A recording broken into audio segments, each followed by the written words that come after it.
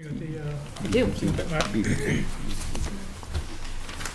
Okay, we are live. So those of you that's joining, we're live. We've actually taken the pledge. We've got a two-topic agenda. One is a review of the budget. This is a joint meeting between the FinCom and the board. Two topics: review the budget, which Kim will be walking us through, and the second will be an initial review of some of the ATM articles that are coming up for the board to review and discuss. So with that, Kim, the floor is yours. Thank you. Sorry for the delay. Just wanted to make sure we had enough for everyone. So, as you may recall, many of you have seen me weekly, or almost bi-weekly, since probably November. We've been working on this budget. During that time, we have met with all of the department heads. The FinCom has met with all of the departments who had any significant requests in their budget. We've reviewed and vetted with them any changes to their budget. The Board of Selectmen had requested that we had each department put forward a level service budget, and that's what we've done. The FinCom then reviewed each one of those, and if there were questions, we followed up. They came back. We've had a lot of meetings, a lot of discussions on this budget. So there were two main things left to do after we vetted through. One was to handle a deficit that we had that was created just by level service budget, and that was about $126,000 at the time. And the other was to review the list of priorities from departmental requests that had been asked, and the board had gone back to prioritize those to decide which, if any, would be included in this budget. That's where we're at. So before you, you have two documents. One is the budget that you've seen every meeting, essentially, since we've been meeting, and then the number changing at the bottom line. And for those who may be looking at it, on the last page, you'll see that the bottom line at this point, our budget is balanced. Kim, just Yes. one thing. You mentioned the deficit. Can you just remind everybody what the primary drivers of that original gap was? Sure. The main reasons for the initial deficit were just increases to costs that are really beyond our control. Health insurance increases, general property and liability insurance increases, and then utility costs. Those alone, in Worcester County Retirement, were about $140,000 of our increase. Well, in addition to that, there were a number of things that people drove into the budget under a level services concept, but weren't really level services that we ended up having to remove. Correct. Is that as well? Correct. So the board has gone through, and we can look through this list. You know, we've gone line by line for many weeks, and we've reviewed every line that's in here. The board has selected some things. We've worked together and put together their recommendation for a budget for this year. The summary of those changes to the budget are on this other sheet that we've just handed out. This should make it easier for everyone to see exactly what we've done.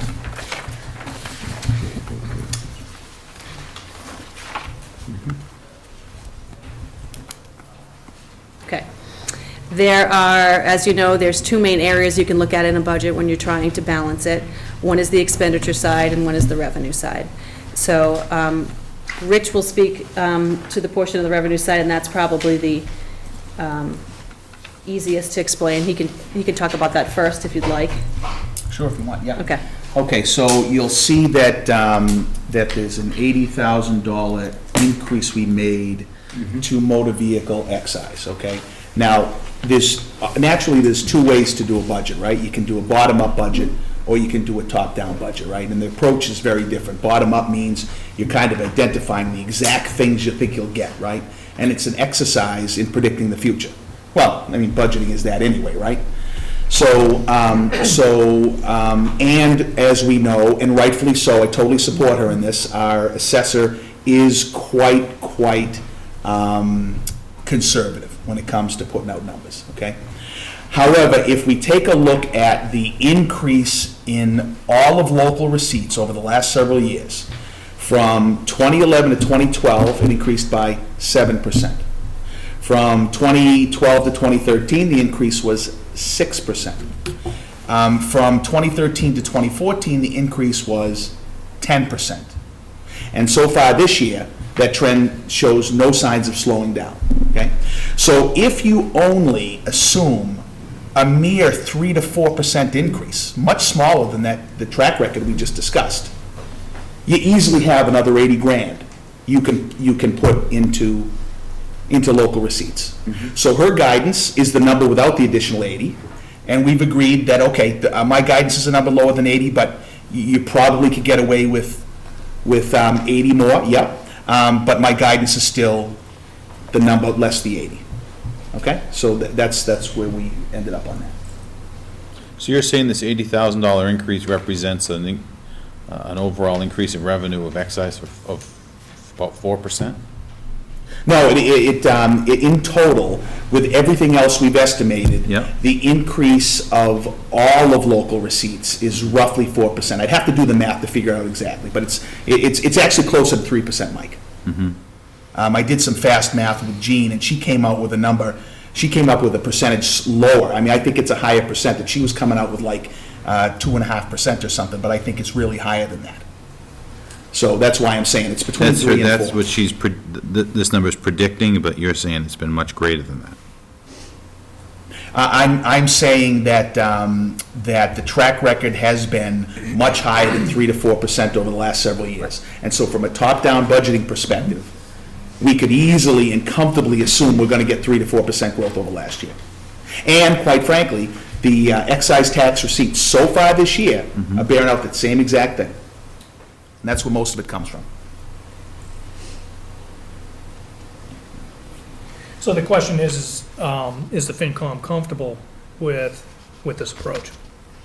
Yeah, I mean, if you're saying your numbers are 50% of what the actual seem to be trending and what it has been in the past, I think that's a good assumption. That's a safe assumption. It's actually less than half. Less than half. Yeah. Right. Yeah.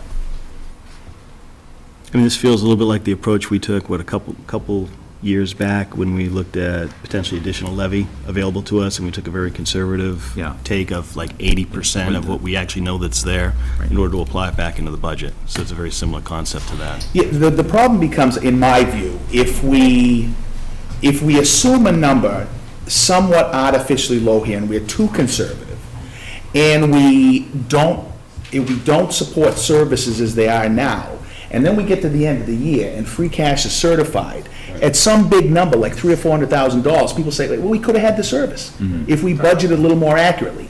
It's my belief that the 80,000 being in there is a more accurate budget number.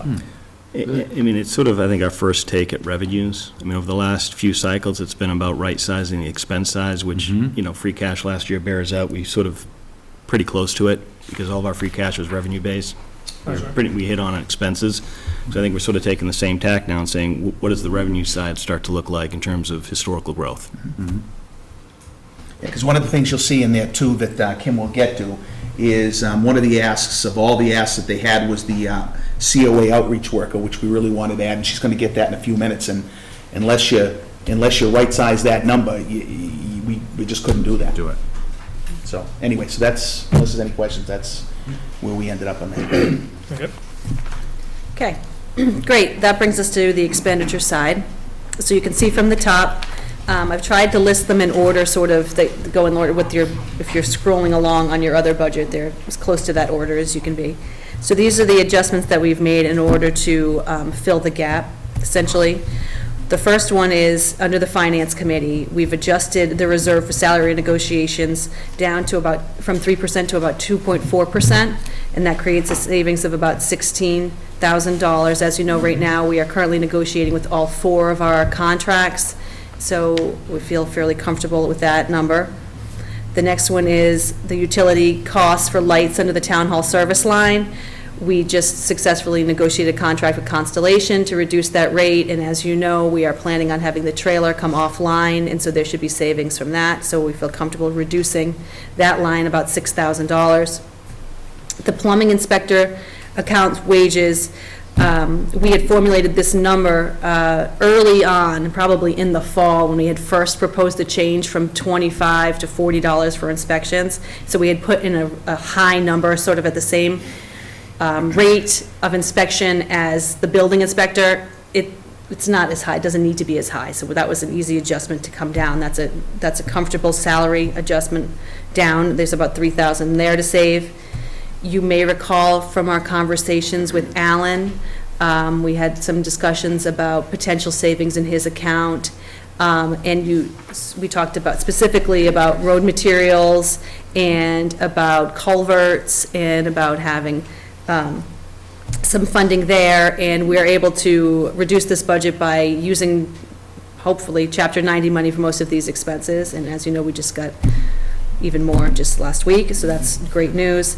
And then the last adjustment is another one from Assessor's Overlay. I believe Rich has had conversations with Jean, and then we've also received this week, actually, reports of the use from Assessor's Overlay, and that's a comfortable, $90,000 should be a comfortable amount. As you know, there is about $15,000 in this line for the Veterans and Senior Abatement Program. And that is it on the reductions. And then you'll see there's the $80,000 addition in revenue from excise. And then the one addition that the board, Richard just briefly mentioned. So after reviewing that list of department requests, and you realize it was a very long list, we did examine the list, decide that many of those were some were operational, some were capital, some were one-time expenditures not qualifying for capital. Most of them can be addressed by some figuration of a 5-year, multi-year budget plan, but the only one that we can really, the board can consider this year because of the deficit is the one of the addition of hours for the Council on Aging. They had a request that they increase the outreach worker 10 hours per week for the next year, and that has a cost of about $7,100. So that's the only addition to the budget from the requests from the departments. And so that, all combined, offsets the initial deficit that we had, and the budget is at zero. Kim, how long does the contract for electricity, how long is that was locked in for, do you know? Because we talked about 17. taking a Yeah, gamble. thought it was 18. it's 17 or 18 months. November 17th. Oh, there you go. Yeah. That's great. I think in the middle of the road there, if I remember right. I mean, truthfully, that reduced cost is really just because of use. I mean, utility rates are going up, but there's Right. there's a balance there. Just so everybody's aware that I believe there's going to be a big shakeup in the power industry from the state of Massachusetts. It was noted today that Massachusetts pays 65% more 67%. than any other state in the country. I saw that, yeah. And the people in charge aren't very happy about it, so they're working towards trying to get to the bottom of it. No telling what could happen, nothing could happen, or Speaking of the microphone. Mike. or there could be rollbacks, et cetera. But that, I believe, is something we should stay on top of. Absolutely. Absolutely. Yeah, unfortunately, in that case, though, because we've just locked into a contract, that really doesn't impact us until we're done with the 18 months. But that's good news to hear that they're going to be adjusting that. Something we want to keep come on the pulse on, but we just locked into 18 months of commodities. Any other questions, comments on the budget? Just a comment from my standpoint, Mr. Chairman. First, I want to thank the board. I want to thank him and the various departments, as well as the members of the FinCom for the hard work that they put on this budget. It's nice to see a balanced budget without having any impacts to the community. It's nice to see a balanced budget. I also want to say that I do support the revenue changes, certainly the $80,000 and the approach that we took on that. Just being on the FinCom for the past 5 years, I can say that historically we've always trended pretty high on our free cash certification at the end of the year. So I'm comfortable with that approach as well. And I'm happy to see that we were able to put some money into Council on Aging to fund the position. So I don't know about other FinCom members, but I'm thrilled with the efforts that went into this budget, and I'm glad to see it presented as it is. Well, I mean, I'd like to thank the FinCom and Kim and all the members as well, just because sitting in some of these meetings, watching the process, I'm pretty comfortable that there's a good amount of due diligence done by all parties. So, you know, echo the thanks. I'm thrilled with how it went, actually, because, I mean, it's funny, because some people like to joke that Mendon's whole budget is on Rich Schofield's laptop. And this year, we proved that's not true, right? We spread the work around, Kim did what she had to do. I actually didn't get that involved, really. So, thank you very much. Any questions, Mr. Watson? Mr. Chairman, is that reduction from highway of $20,000, does that put off some additional road repairs that we could have got done? The answer is no. The good news is, Mike, is that we're able to use Chapter 90 money for that. So the good news is that the governor came to us this year and gave us some additional Chapter 90s monies, and that's what we're going to be using to collect the whole amount. Right. So with the money we have available in fiscal year 16, all the road work we want to get done will be done? Just so I'm clear on that. I'm not sure if I can answer that entirely.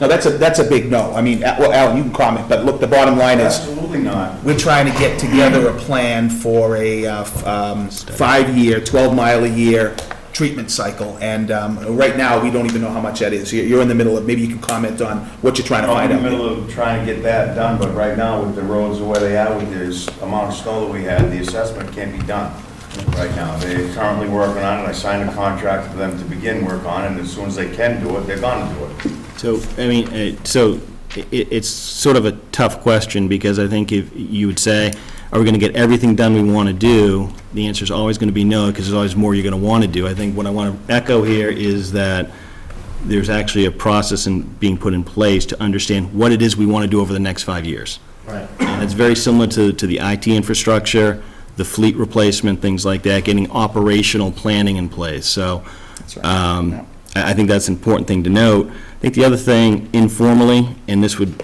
clearly have to do with free cash and things of that, but I know that we have talked among this board that when we look at free cash, we feel we've got public safety at a good place. Highway is always talked about as the next place to invest, and that would be an investment based on the study that's going to be done. One second. So then why would The gentleman, name and address, please. Charnagel at 10 Thayer Road, why then would you take the 20,000 out if it's nowhere close to being enough money? What's the point of taking it away, especially given the winter, the condition of the roads? Why wouldn't you leave it there? Because it is variable operational expense. One thing that we've always talked about, or I've talked about, I can't speak for, I mean, this is my perspective, highway is project-based, so we have a fixed resource cost in terms of the number of folks there. My understanding is that the resources will be utilized. It's not as though they're going to be sitting around doing nothing because we've taken this money out of things like materials. And where it is a variable cost, and we can replenish it, it seems to make sense that this is a place where we can actually find some expense savings. Mr. Chairman, I think that with all due respect, the answer is actually a little bit simpler than that. Bottom line, we have to balance the budget. Got to be zero. Okay, it's got to come from somewhere. So it doesn't come from there, got to come from somewhere else. Those two line items represent two line items that were added to the budget to increase service levels, not to maintain level service. Okay? So, yeah, absolutely, Alan. Yeah, we discussed this, we talked this all through. Absolutely was. And we can debate that later. But I just want to, so the earlier comment you made about pulling money out of the things that were level service but turned out not to be level service, would this be an example of that? Yes. Okay. So, one second, you're next. So, two-prong approach. It's got to come from somewhere. I agree with Selectman Schofield. And from my perspective, when I look at this expense, this is one that can be variable. We can take it out of there without impacting resources and put money back in if the budget and the free cash exists. And as I said, this is a department where we will be looking to, well, I can't say we will be. We would like to look for increased investment because we think it's something that Alan's been getting by on what he's had. He's done a great job, and we think there's more opportunity. But without a plan in place, I'm not sure why we're going to invest. And if somebody were to tell me, this is my plan for 2016 and this is the money I need, that's a different discussion. I have yet to see that. I think I trust we're going to be doing the work. The engineering study starts to document that so we can accurately forecast and budget. It's the next logical step. I also want to remind folks that Chapter 90 does play a factor in this. These were funds that we didn't anticipate on having, and if we did, we might be having a different discussion right now.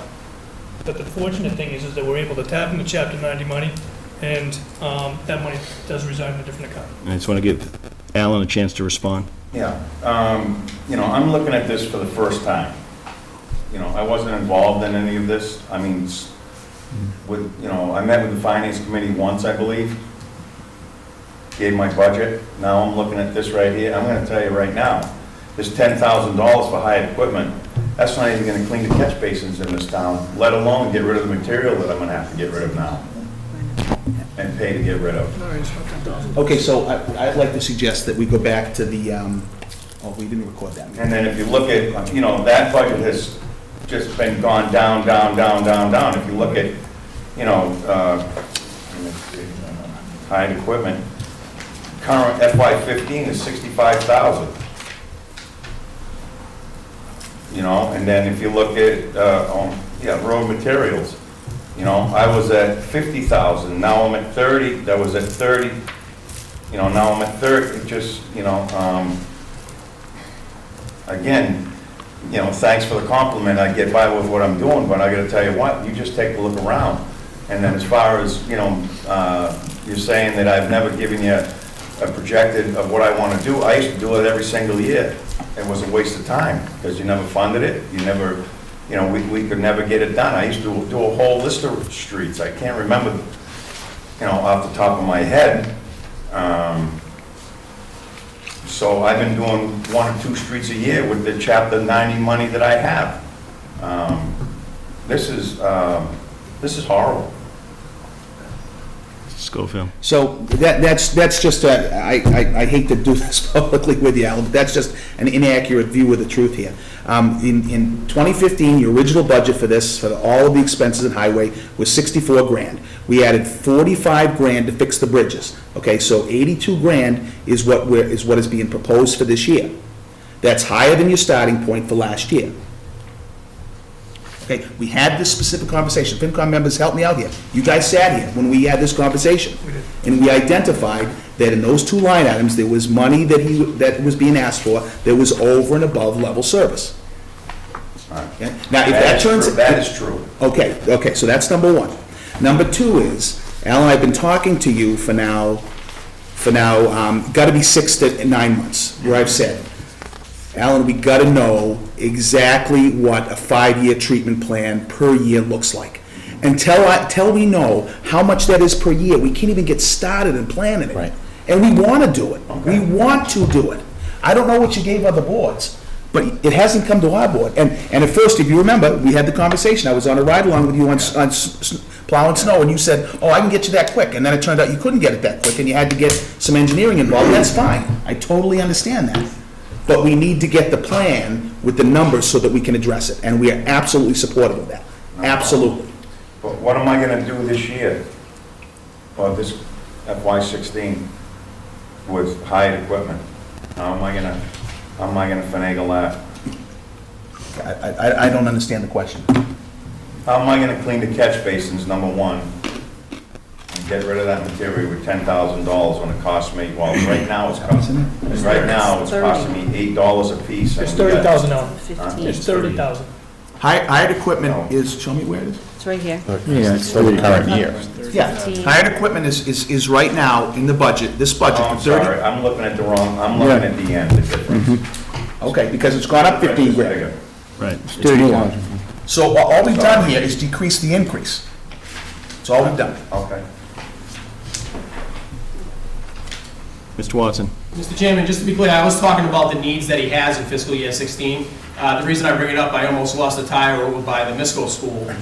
These guys have been great, they've been on that whole area ever since, so it looks fantastic. So my concern is the damage that Alan's talking about from the heavy snow, that we get it repaired in fiscal year 16, because he's right, the roads are horrible. And I did just want to point out that in fiscal year 9, his budget was $1,008,543, and then in fiscal year 15, his budget was $799,086, a negative of $209,000. So I think he's still behind the 8 ball, and I agree with a long-term plan. Of course, we need that for the roads, But we have a lot of major damage now that needs to be addressed. I hope he has enough money in 16 to do it. That's the chapter Okay, 90. one second. Alan, hold on. Chris, you're first. Yeah, I just want to point out to the previous speaker also that we just received a winter recovery assistance plan from the governor's office of $41,000 to assist in that. Yeah. Alan? Do you have a question? I was just gonna reiterate that, the $41,000 is extra for this year. We're definitely gonna be using that. That's gonna pay for, a lot of things like this guardrail that got ruined, that's gonna be fixed. That's definitely a hazard. The pothole situation, we're on top of that every day with the hot box that we purchased. Along with that $41,000, I have to finish Level Street, which I started, which is starting to come apart, partially because it was never finished, because I didn't have the money to finish it. I'm gonna finish that road right there. I'm on top of this stuff. It's just, at first glance, No, I'm sorry. Are you finish your thought? at first glance, I looked at this and I was like, oh my God. I'm still saying, oh my God, but as in the past, I'll get done what I can get done.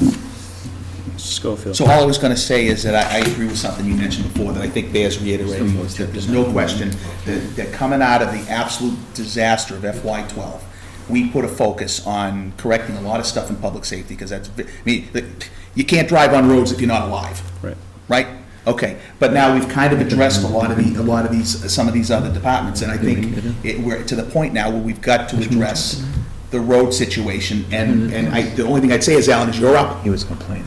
You're up, it's your turn, and we just need I gotta to, have that information and I'm working on it. It's a combined effort. Mike? Just to clarify, that 41,000, that's a one-time gift from the state? Yes, it is. They didn't promise that every year, did they? No, it's really just an extension of Chapter 90 in my mind, right? So it's allocated in the same manner, and you need to use it by what, July? Is that? June June? 30th. Right. So, now, I don't think don't we still have the possibility, and maybe Chief, you know, because I did talk to Bucky about this about a week ago or so, but we still potentially have FEMA money coming. Yes, we do have some reimbursement coming. It's filed for that. Back into the general fund. But Bucky's done a lot of work, I understand, to get us in. Great job on that, and the bulk of that, I monitor that pretty regularly, the bulk of that will be reimbursement for highway. Yeah, perfect, okay. Thank you. Yeah, I mean, Again, any of that money will be just make sure one-time. that Yes, Correct. there's a possibility that we won't see that money until after July. So that will roll over into local receipts and effectively won't even be available for the next year. yeah. any other questions, comments on the budget? Okay. So, consider the budget formally presented to FinCom for your review and discussion. Very good. Well, I think that we're in a position right now, Mr. Chairman, where we could, since we've met with all the various departments, we understand all the intricacies of this budget. I would accept a motion to approve this budget as balanced for FY16. Mr. Chairman, I make a motion that we approve the budget, the balanced budget as presented here. Second.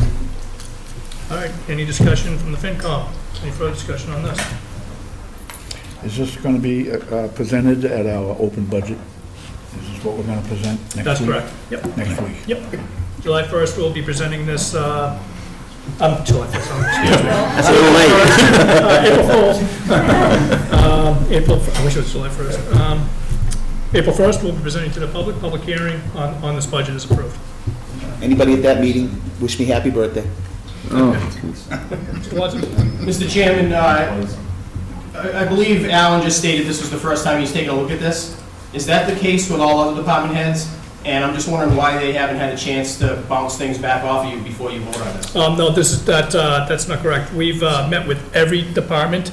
What Alan was referring to was the $10,000 reduction in the increase Right. to what we've done in his budget for this up-and-coming fiscal year. So with the benefit of Chapter 90 money, et cetera, that's the only change in this budget here. Otherwise, the various departments are fully aware of the budget being presented. Thank you. Okay. Any further discussion on the budget from the FinCom? All in favor? Aye. Opposed? Same. All right. Okay. Shall we move on to topic number 2? And that is an initial review of the ATM warrant articles.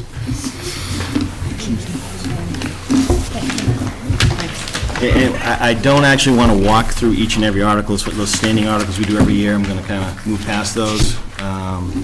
But there are a number here that I think the board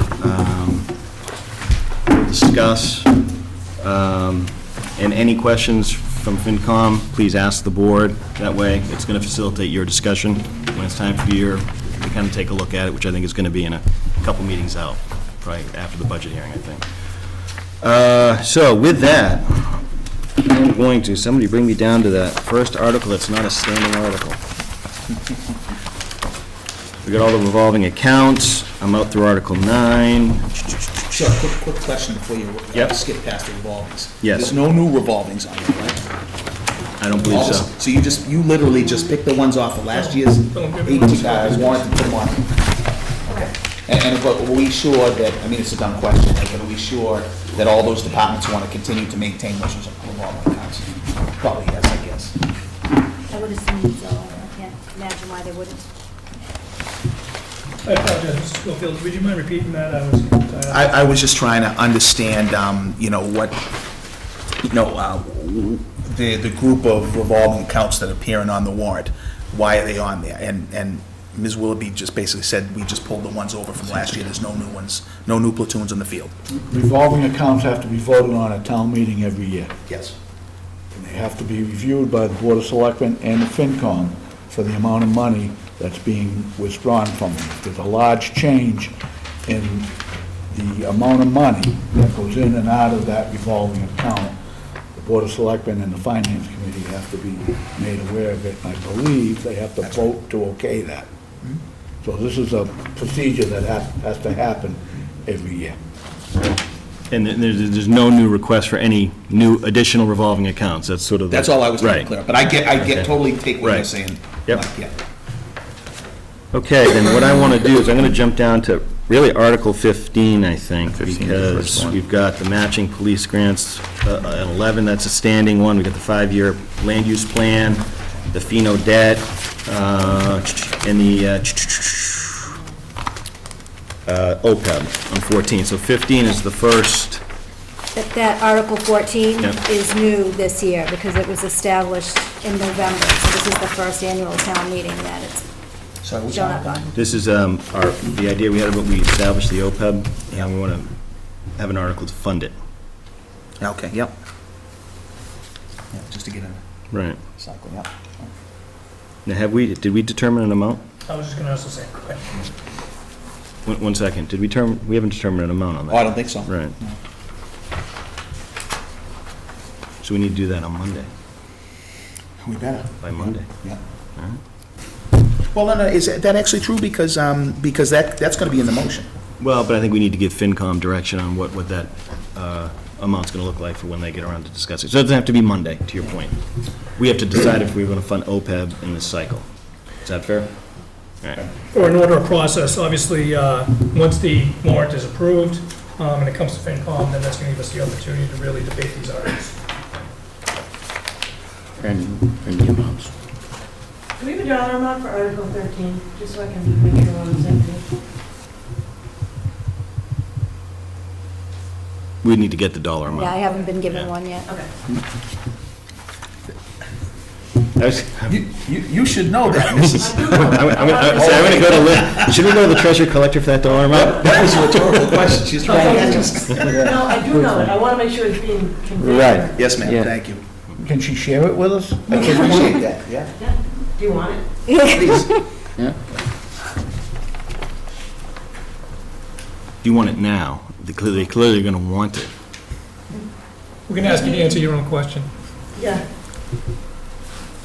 CPA total for fiscal year 16 will be 97,283. No sense? No sense. 283? 997,283.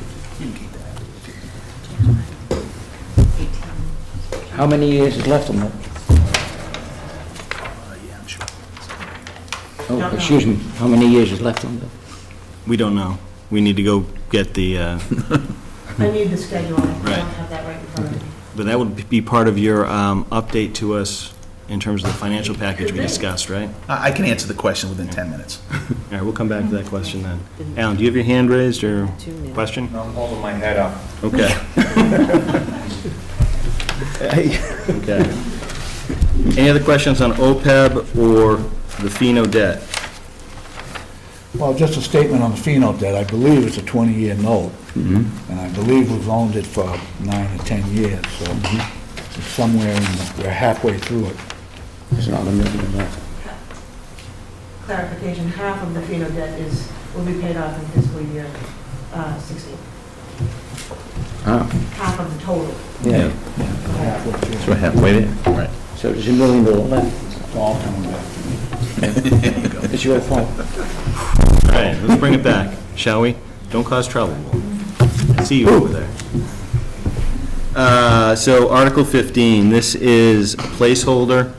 So as we know that the Showtime decisions are coming in, this is going to cover a cost of attorney's fees, which are still being, no judgments were made on how much. But if it comes down, we do have a small window to actually turn around and pay those fees. And so we wanted a placeholder now, so we may be passing over this if we don't know what the amount is when we come due. Our insurance policy won't cover Not that? attorney's fees, no. Not If it was fees. damages, maybe, but not attorney's fees. So, Mr. Chairman, where did this 180 come from? Is that just a We swag? or- believe that's we believe that's the ceiling, but we don't believe it'll Okay. be that high. And is it our council that gave us that number, or? Yes. Okay. Okay. Any other questions? That's not for our council, that's for the Right, other side. yes. The settlement. Any other questions on attorney's fees? On the process? All right. Article 16 is the placeholder for a Mendon Upton Regional School override. So this is there, it's been asked to be in place. I think all of us are very familiar with the ask. I'm going to start with the assumption to my fellow board member that we are going to place this article on the warrant, correct? I'm sorry, ask the question again, I was looking at my. The override article it will go to the floor, correct? Why wouldn't it? Well, if we choose not to put it on, we have the option of not putting it on, right? Well, didn't we just vote on the budget? And this includes? This is No, an it does additional not. That This is The outside budget, of it's our- outside of Article 4. Yeah. I feel that if the public is watching, then we should clarify that. So, to, Mike, to your point, the Article 4 can't be conditional. You can't have conditional funding. Right. So we pull it out of Article 4, it's a balanced budget. This would be on top of what was in the school line items in Article 4. Just for clarity's sake, because Yep. the public should be watching. We accepted the budget as presented. Right. We're This is an gonna- additional thing. This is now the FinCom's budget. We have to defend it, and we have to present it. So the number that's in there for the school is different from this number here, correct? That's correct. If you look at the budget, it indicates that in the balanced budget, our increase over last year is 2.57%. Not the 6+% that's been proposed if a 2.5 passes. Diane, you had a question first? Well, under Article 1, Question 1, Yeah. we need an amount in there. When are we going to know the exact amount that will be going? That's actually the... to the We have river? that. Right. Can you share that so I can? I'd have to dig it out of my, thing, but you have it too, Mark. It's in that email Jay sent us the other night. This gets voted on after. Floor is yours, sir. that. So, Mr. Mendelia, so just picking up on what you just said a second ago about about the debt service and that budget there. I want to make something crystal clear. Because of the vote of the school committee to not pursue a joint district meeting, should that override fail, that is the budget. That's it, it's over. Period.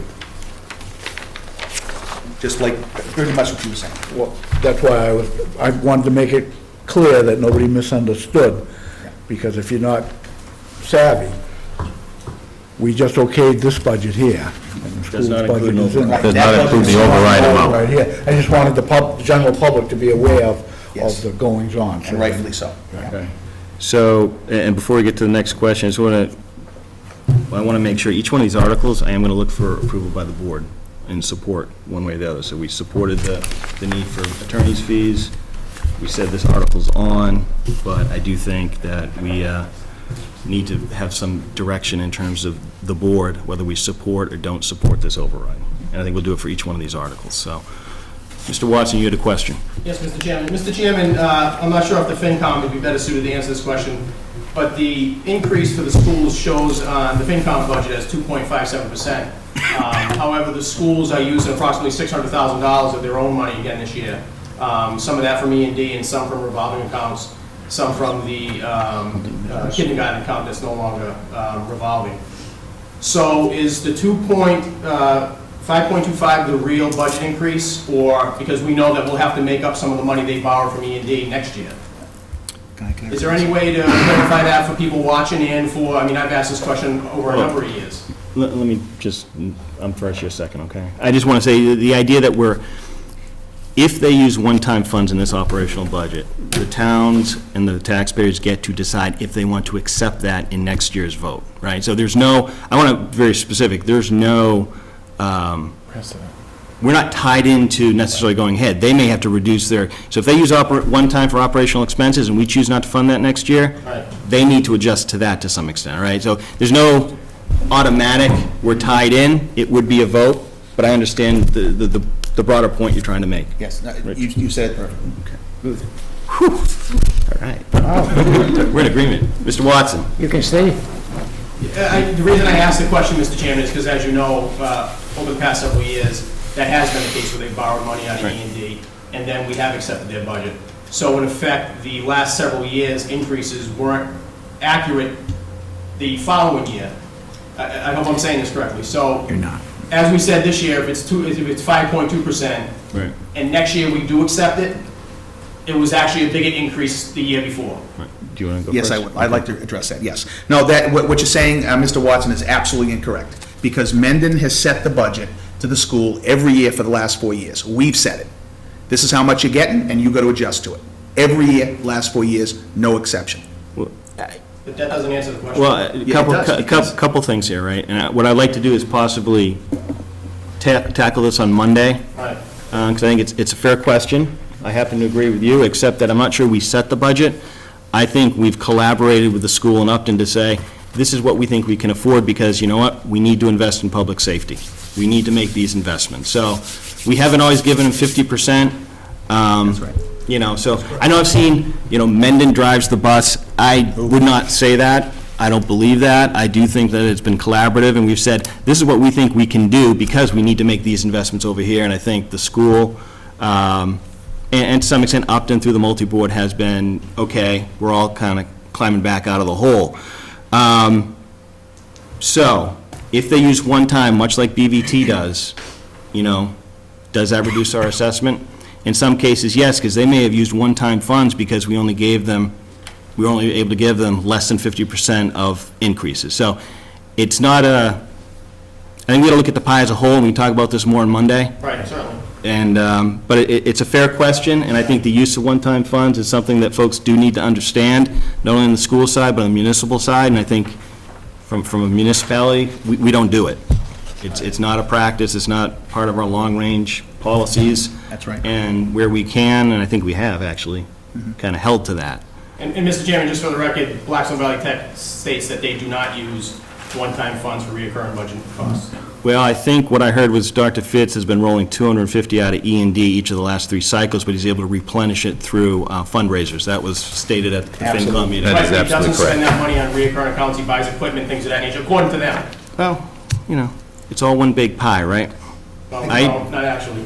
No, actually, it is. It's not, if you hire a teacher with one-time money, then the towns have to pay for that teacher the next year. If you buy a copy machine, the towns don't have to pay for that the next year. Unless you go into a lease situation where you've got a multi-year commitment through a lease. You know, I mean, it's, We're talking about Monday. I understand your point, and, yeah, Monday's gonna be good. For those of you that are watching, because we said this at the outset when we weren't recording or live, we are having a budget discussion, not just FY16, but sort of a historical look at the municipality budget, the impact from the school, the impact to town services, with the goal of making sure that people get as much information as they can have before they make decisions on the upcoming ATM and ballot. So, and we will solicit questions, so if you can't make it, bosadmin@mendon.gov, forward emails, we will take those emails, and time permitting, we will be looking to research and answer those so you can get an answer to your questions. All right, that's enough of the infomercial. We'll move back to the article. Okay, any other questions on the, well, on the override? Gentlemen, I do think we need to set some direction here in terms of whether we support the increase in the override to the schools through this article, and I would like to take a vote on that. So, what I will say this, I will give you, since I just sprung that on you, we can either vote on it or defer it to Monday, but we can't move past Monday because our direction is probably going to be something that other folks take into account as they start their discussions. So, I will accept a motion that, I don't even know, do we need a motion on this? It's up to you. Well, I Because you're mean, going to vote to approve the warrant when you decide to vote it, so it's... right, yeah, but voting to approve the warrant in years past has been, we're willing to let the taxpayers make the decision. I think I want more of a formal support or non-support. Just on this one article? Well, we'll do it on each of them. So I think with town council, the attorney's fees, I think we support the need to pay those fees. Agreed? Maybe. All right, then I need a vote on Article 15. We can do whatever you want. All right, I'll accept a motion, how do we word this? The board supports Article 16 as written and the override to the school, the funding of an override. So moved. Discussion. All in favor? No, we didn't have a second? Oh, that's true. I don't want to step down in second, Mark. I don't think I can. All right. Mark, you can, okay. See, I'm throwing a curveball. You did. All right, discussion. This doesn't actually pertain to the meat of what you're voting on. Right. It's just a fact that I want to share with the Board of Selectmen. The chairman is allowed to make motions, and he's allowed to second without stepping down. Unless we have a bylaw. I know of no such bylaw. Okay, I'm going past practice, Mike. When you were sitting next to me and I was next to you, we stepped down a lot, so. But noted. All right, I just wanted to share that. I appreciate that. Mr. Chairman? Yes, Just one last piece on this. So if you vote tonight to support this, as I said in my opening statement before the cameras was on, several weeks ago at the Finance Committee meeting, Jay Byer, who was the school district business manager, told the Finance Committee that, according to his calculations, as of fiscal year 14, the town could no longer support the school district budget on half of new growth and new receipts. So if you vote to support this override tonight, it'd be impossible in fiscal year 17 for the town to support the school budget if they asked without more than half of new receipts and new growth. No. And I believe I'm correct in saying that. So I mean, I'm very concerned that you may support this override. Well, I would, I would just like to say, I'm not sure, this is another good one for Monday, because I'm not sure I interpreted what Jay said in the same fashion. So we can play it back. I can explain exactly what we meant. Well, okay, I mean, it's more of an interpretation of what was said, but Mr. Burke, you got the floor. Just for clarity, Mr. Chairman, I think what I believe you're voting on tonight is just to accept this as written in the warrant, to put it on the warrant. Is that correct? No, I'm looking for more formal support from the board, whether we are for it or against it, and I don't, you know, we can go either way, because what I don't want to do is get to the floor, Chris, and we've been asked in the past, what does the board say, and the board may not have actually taken a formal vote to determine what the board really thinks. Okay, Right. thank you for the clarification. So, Mr. Watson? And that would be a great disservice to the voters, and I've said this at town meeting before. You guys are our leaders, so we really should know what your opinion is on a vote, so I do appreciate the fact that you are taking a vote. Thank you. So, Mr. Schofield, comment, please? you may. So I don't have to interpret what Jay meant by that. I know exactly what Jay meant by that, okay? The issue is what Jay is trying to communicate is that if we do nothing, because the increase to minimum local contribution is higher than the yearly increase we give to the school, at some stage, we can no longer fund the minimum local contribution increase because we have no more prior overrides to take it from. That's a fact. That's not an interpretation, that's a fact. Now, let me just finish, right? So, there is no concern about this being true after an override. This problem exists, That's right. whether That's there's the an point. override or Right. not, okay? Now, if there is an override, I have made it very clear to Jay and Joe that you know what, the 50-50 is gonna keep happening afterward, because that's all we can do. So they better darn well make sure that built into that override Right. is the cushion to be able to absorb that for the next 5 years. Okay, is that clear? And what I've heard stated is that this override provides some sustainability for 4 to 5 years. Correct. That's correct. Yes. So they're asking for more than they really need to give themselves a cushion for 5 years? Why can't the police department and the highway department do that then? No. That makes no sense. They should ask for what they need. Just like in fiscal year 12, they had a $730,000 budget surplus. That next year, they shouldn't have asked for that plus more. And they've done that every single year since, and that's why the budget has inflated so large, Okay. and that's why we need a $2 million override. So I'm not sure they're asking for more than what they need. That's the way Mr. Schofield just said. He said, told them to put a cushion in. Or do you think they're asking for more than what they need? Do you No, I agree? don't think they're asking. Okay, then explain your- The other option is they come back to us every year Right. for an override. Then that's what they should do then. Yeah, no. That is completely shocking to me, Mr. Chairman, that we're doing this and that Mr. Schofield would recommend that to them. That's padding their budget.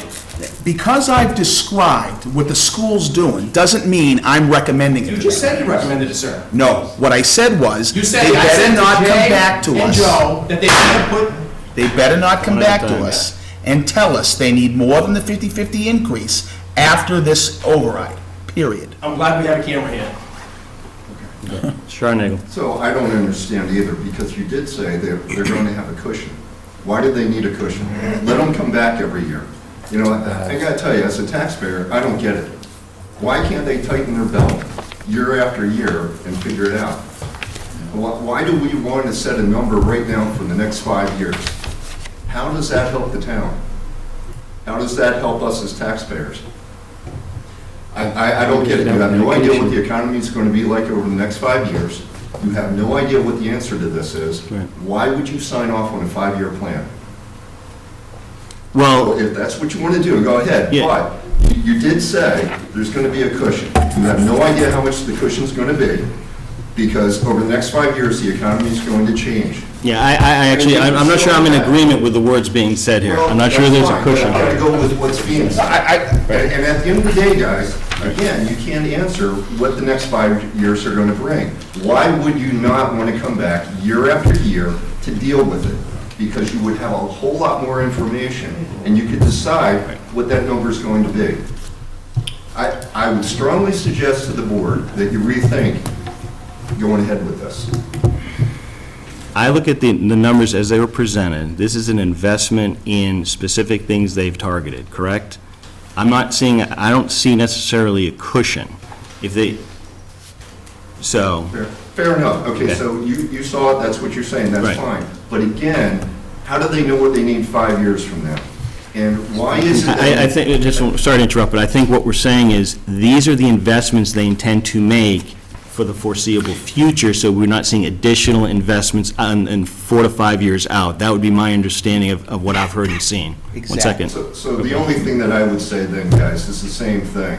What about the roads? What about everything else in town right now? You're making a 5-year investment in the schools. You don't know what everything else is going to be. I would suggest take it 1 year at a time, and then that way, whatever deems the resources the most, deal with that. Fair enough. It's an approach. I'm not gonna, it's an And I'm approach. suggesting to you that the 5 years is too long. And I Well, would ask you as a taxpayer to reconsider the 5 years. That's fine. I think, but what we're talking about is, one, I think we gotta, unfortunately, walk and chew gum at the same time, right? So I don't think we can hold everything off. This is an ask, and what we want to do is make sure the taxpayers get the chance to make this decision. This is an investment in the school, their 5-year plan that they presented.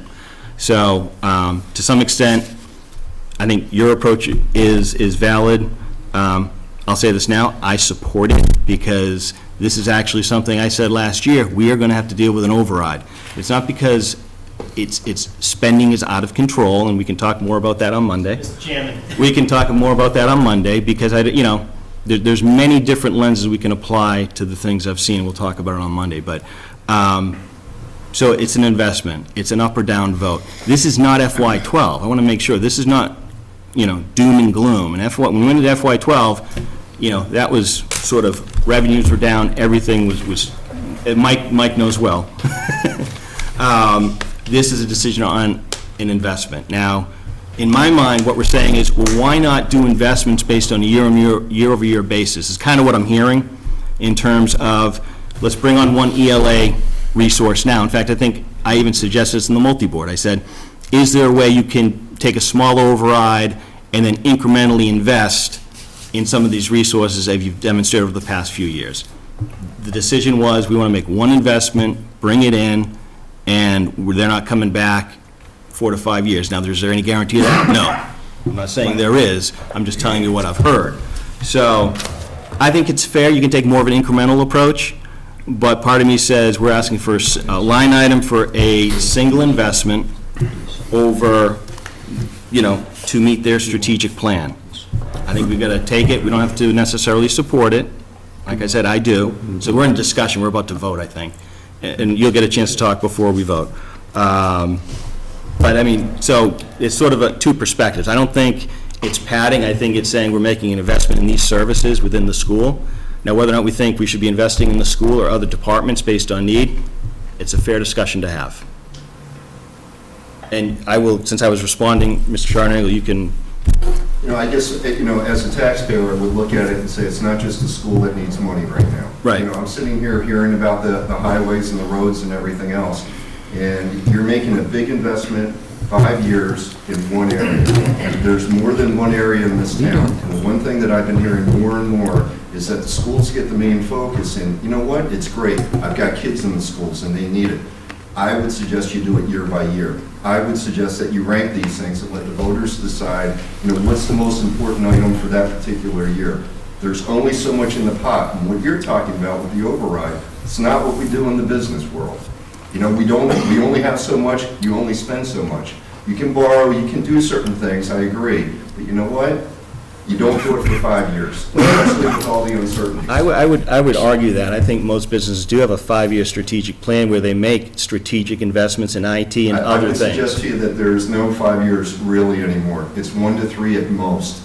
Okay. In all the meetings that I've had, it's 1 to 3. I just want to be very clear that it's their strategic plan. They said they wouldn't come back in 4 to 5 years. I'm not sure it's a 5-year plan per se. Well, they're in the 3rd year of a 5-year plan, I think. Is that right?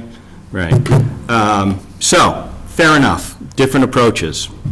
Mr. Watson. I would just want to say, Mr. Chairman, if there is no padding there, then clearly there's going to be contract negotiations, and we know that if there's a contract negotiation, they can't cover that with just half a new growth and new receipts. This year alone, I think it's $600,000 for raises.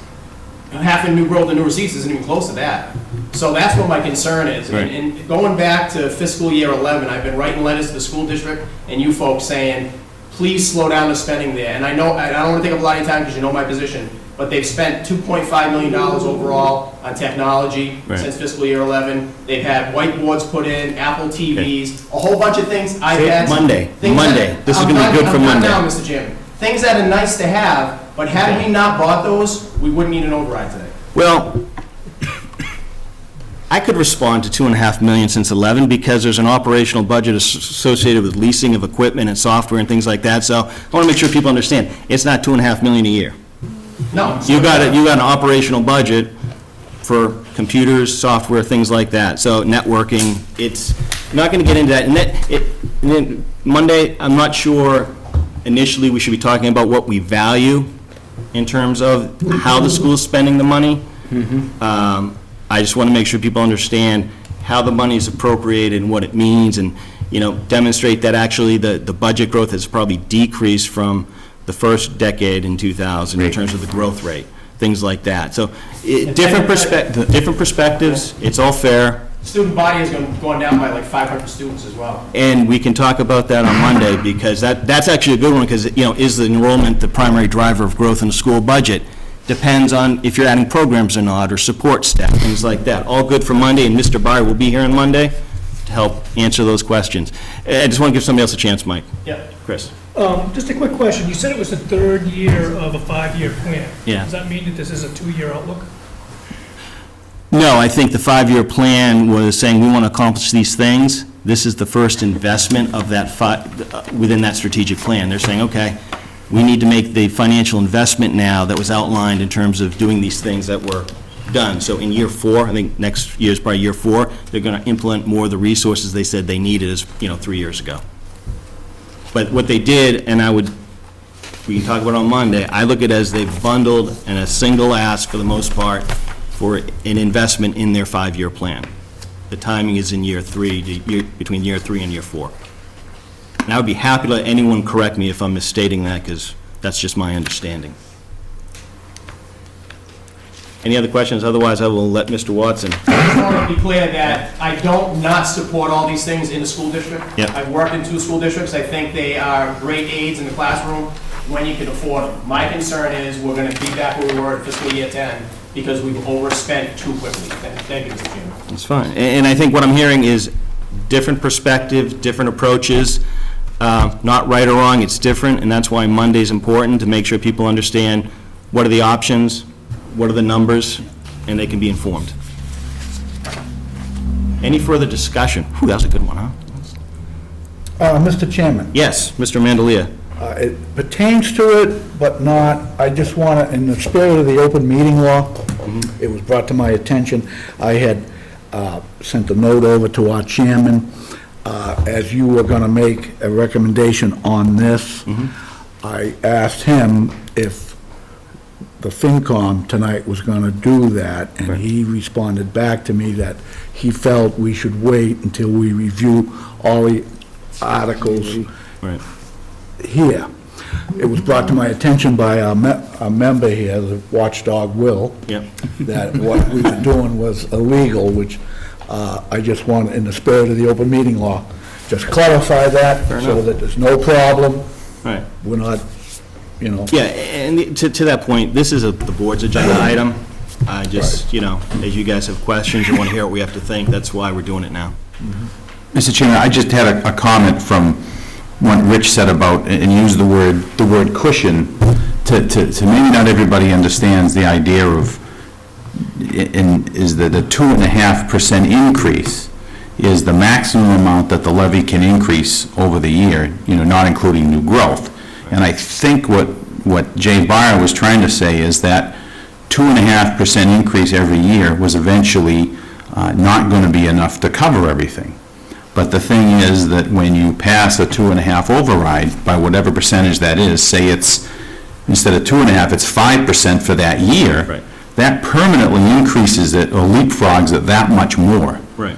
And I think by cushion, it didn't mean that we had that much more to spend in a year. It just meant that if we do pass this override, and I'm not suggesting the Finance Committee supports it or not supports it at this point, that's going to permanently increase the ceiling Right. by however much more than 2.5%. It doesn't mean we have to spend the whole amount on the school every year. exactly right. Right. It just means that the total amount that we can levy is permanently increased by that much. Absolutely But next right. year, we could give the school none of the increase and give it all to the public safety area if we felt that's what we needed to do. And that's all I just wanted to say. And in that way, you could deal with it year by year. Right, well, I think we've always done it year by year. It's illegal to do anything but Correct. deal with it year by year, because we have to certify a budget Right. each year individually from I the mean, previous one. right now, at the current budget and 2.5 growth, things are going to kind of Well, we're gonna hit a problem. right, but you could also argue the reason that the taxpayers of Massachusetts passed the 2.5 override was because in previous times, there was no 2.5 limit, and it was out of control. Right. And it could argue that it's becoming out of control again.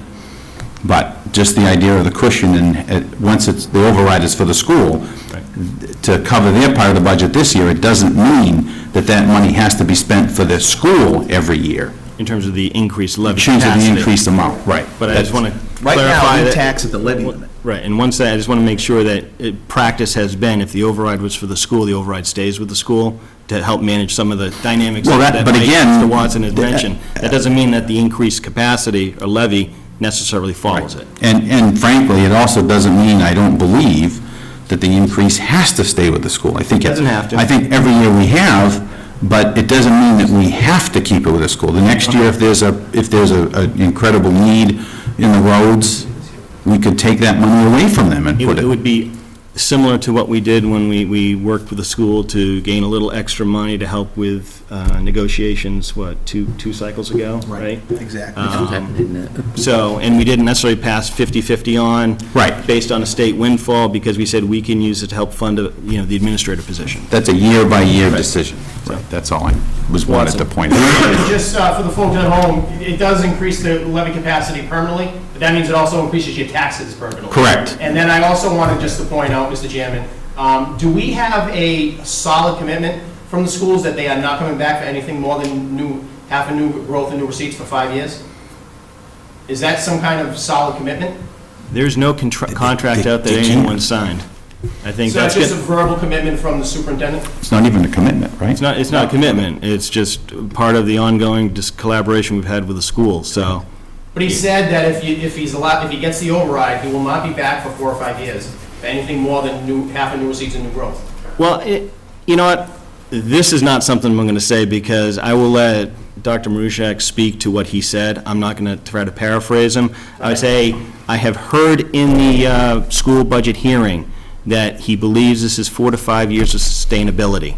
There is nothing that we can say or look out, to Mr. Scharnagel's point, bottom falls out in the economy again. It becomes 08, 09, then we're back, we need to address that. The question is, And that's exactly why we shouldn't be doing this.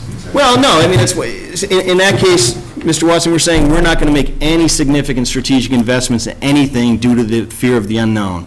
And I'm not sure I'm there. If you look at the town side, though, you've asked town departments to hold back and not make strategic investments. No, we haven't. Very minimally. Mr. Watson, the ask to the town this year was to give me everything you need for a multi-year planning process. But they didn't get it. No, multi-year, very similar to what the school did with their strategic plan. They have a multi-year plan with an investment. So things like trucks that Alan has asked for. So the question is, did we get asks? Yes. Are they getting an FY16? No, well, one ask got done, I think. So I would hesitate to make these uniform statements, okay? But we can go back to this Monday because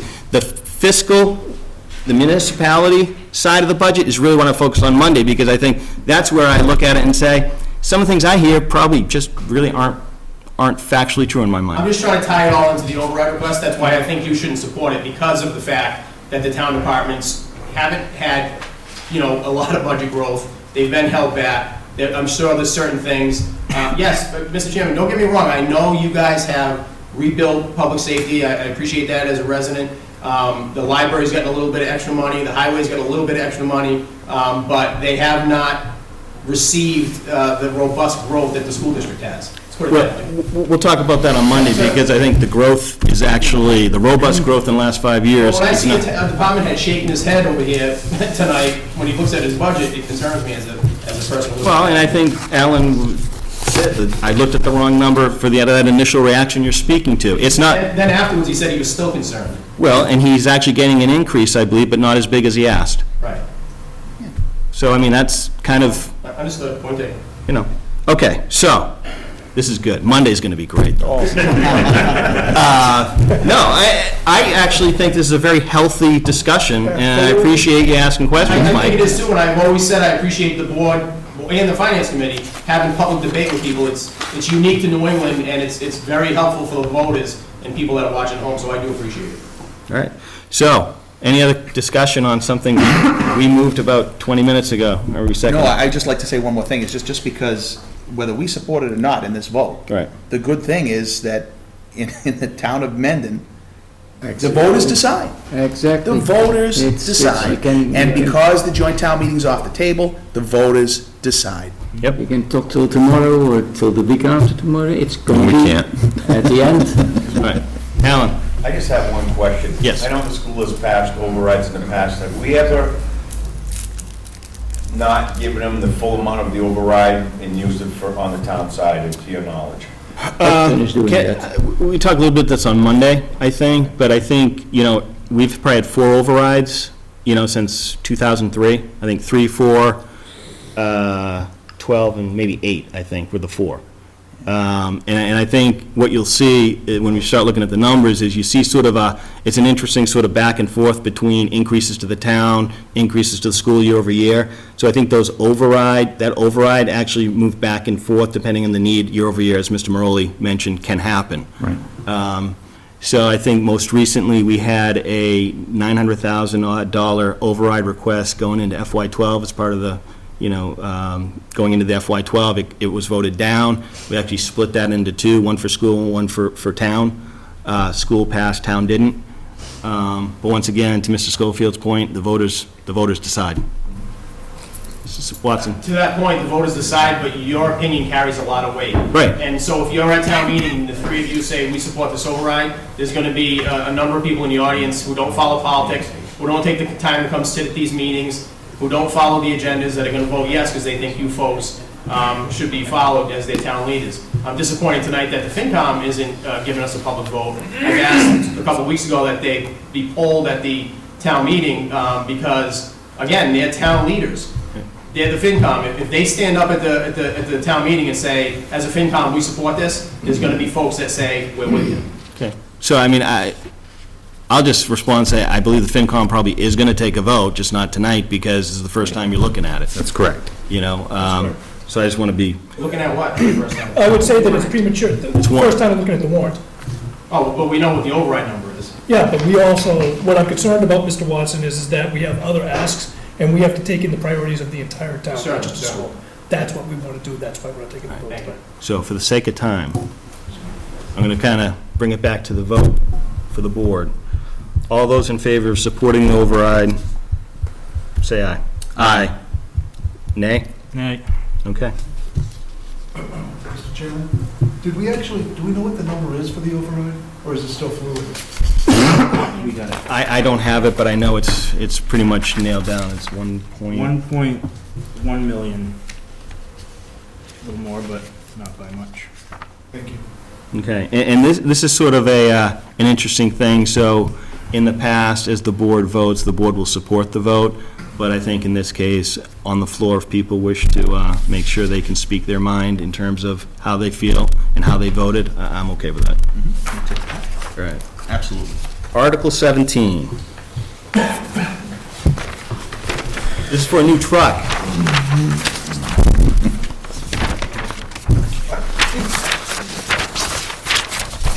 So this is one, I think, Alan, you lost a truck through this winter, right? We've been losing a truck for the past, it's a 31-year-old truck that's, It died, right? well, yeah. Yeah. So we're putting an item on there to get Alan another new truck. From a board's perspective, any questions, issues, we all support? I support, you support, everyone supports, excellent. What kind of truck? Yeah, 1 second. Alan, what kind of truck are we gonna be looking for? Yellow. Excellent, it's a yellow truck. It'd be a 6-wheel dump truck with a, plow and wing on it and sander. Is this cost going to be taken over the course of a couple of years in terms of like a lease, or are you purchasing it outright, meaning this is a one-time expense? I think it's on there as a one-time expense. Is it We dead? can do that if you want me to pursue that, but I I just get the price of the truck right now, and then once it, I can, look at a lease if you want, lease to own, lease purchase. If there's a recommendation, Open-ended lease, What's that? an open-ended lease. It's actually called a municipal lease. Municipal lease, you own it at the Same end thing. of it, it's usually 5 years. Mileage restrictions. Right, same thing. was it a one-time? Yeah. Not if it's a lease, he just said it's a lease. If we want to. We could certainly debate this in the Yeah, meeting. I mean, I think we need a truck. Yep. Our focus is to say, we wanted a placeholder out there, and I think if there's we should explore the best method of financing. Best method of financing, absolutely. Look, we know from the cruiser discussion that we actually end up spending more on the cruisers when we lease them than if we just bought them outright. So we certainly got to take a look at that. Can I ask when the FinCom plans to vote on this? On the warrant? For the ATM. The selectmen have to sign on April 6th, and it needs to go to print, and if it's going to be a debt exclusion, then it has to go on the ballot as well. So we need to know before April 6th. Okay. What's the date today? We're meeting April 1st for the public hearing. We could try to cover at least this one article in that meeting. Any other questions, comments? Okay, Article 18. This is additional funding for the library. So this is a place, Mr. Moran had sent this to us the other day, Diane. They're looking, is this, how much, is this 75,000? I'm typing from the last thing we were talking about, not listening. Yes. The library, the debt. So this has to do with the Yes, it 9C. was from Mr. Moran. Yeah, the 9C cuts from the state impacted the library's budget. They lost some funding. So they're looking to use this article to reinstate the monies lost. But they're also doing some aggressive fundraising. I think they've covered, I want to say 35,000 so far. So this is a placeholder, and they will be, getting the details as it gets closer in terms of how much they actually need, and they may pass over. But I would expect it will be an ask, from the the library folks. That's the same thing, they gotta get it to you by April 6th? Something like that, yeah. Yeah. Mr. Watson? Mr. Chairman, we don't know what the ask is at this point?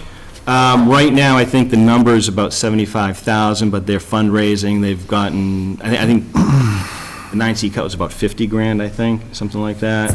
So they're sort of netting it out between what they've done, started with fundraising, with the 9C cuts, and they're going to be firming that up, I guess, by the 6th. So we'll send Don a note to make sure he gives us an idea what that's about, or how much that will be. Obviously, just like any other CPC or land use, or actually any department that's looking for finances, the finance committee has to make a recommendation on that. So we'll need to have those numbers sooner than later. Sounds like another article that we'll have to debate on the 1st if there's a request for a debt exclusion. Understood. So from a board's perspective, yay or nay on support to this? Alan, I'm Sorry, I sorry. just got one question Yep. about the article for the highway department. Where's the funding coming for that? I believe we're looking, You stated, and I didn't hear you. I think this is, we're looking for debt exclusion on this, which is why I'm wondering about the one-time versus, the financing side of it. I will get you a lease purchase price. If you're gonna do debt exclusion, then I would certainly recommend that you buy it all at once. If you're not gonna do a debt exclusion, you should take a look at doing it out over 3 to 5 years. It's low interest, municipal leases are very good. That might also give you the ability to reinstate some of Alan's money for road repairs. So that's something to consider. Yeah. And I think we're even looking at the CapEx account for a little while there on this one, so. Well, we don't have Noted. much in there, but. No. Any other questions? Okay, back to Article 18. Are we in favor of this item, reinstating the town the library funding due to the 9C cuts? This is an override, by the way. This is to, are you asking, are we in favor No. of keeping it on the warrant? Or are we in favor of doing the actual override. Well, I mean, putting on the warrant to start, right? Okay. That's fine. Okay. I'm not sure about supporting that override at this point. I've got a question. There's a couple of things I want to look into first before I can say that I would support. Okay, so you're not ready to take a vote in Right, terms no, of support? Right, I'm fine with putting it on the warrant, but Right. beyond that, Okay. not too ready to. Will you be ready by Monday? Sure. Really? Well, Well, I just want to make sure that, I just. there may wanna be, check actually, on some- I just want to set expectations. Some of these, we may not be ready to give you clear direction, because I want to give, Mark and Rich and folks, myself, the opportunity to kind of think it through as well. Well, we would like the same courtesy, and if we're gonna meet the April 6th deadline Right. of having it. Yeah, we can only react to what you give us. Well, it's on the warrant, so the FinCom's recommendation is the FinCom's recommendation. So, But if I'm not mistaken, Mr. Chairman, it's your wording. So we have to, in other words, if you want to do a debt exclusion versus a 5-year lease, on the truck, yeah. Right. I'm And talking- and The on this- library is, the wording is the wording. right, okay. It's our recommendation as the FinCom to recommend if it's gonna be a 5-year lease. Do you have any buy it outright, comments, that's why questions we on this? You recommend good with the library being on the Changed. warrant? Absolutely. The funding source Okay. I'd like, changed as far April as directly supporting, we can discuss it Monday, but, Right. I mean, at that number, it's close enough that I just don't see. Same them with the library. Added to their, All the funding, their we fundraising. vote on it. It's I our think that's the recommendation intent. to either. And the question is that they're With trying the- to, with a way to yeah, fund that's putting a safety net in, is how I look at this. So, Willem, you had a question? Yeah, I would like to see a full accounting of the first money they received, the 1.7 million.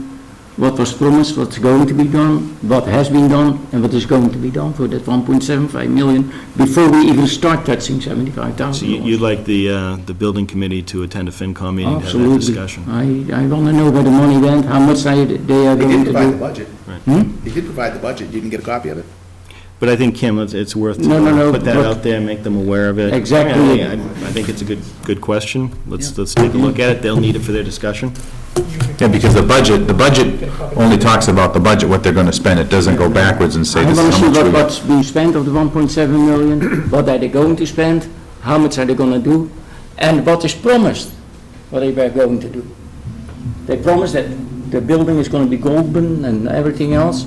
I want to see how much gold they're going to put in there. I want to be at that meeting. And I want to know where the gold It's a is fair put in the request. building, too. Exactly. Hold up. If they promised the golden building, I want to see the whole building gold. Just bring it back. You've got the ask, make sure that that information's, all right.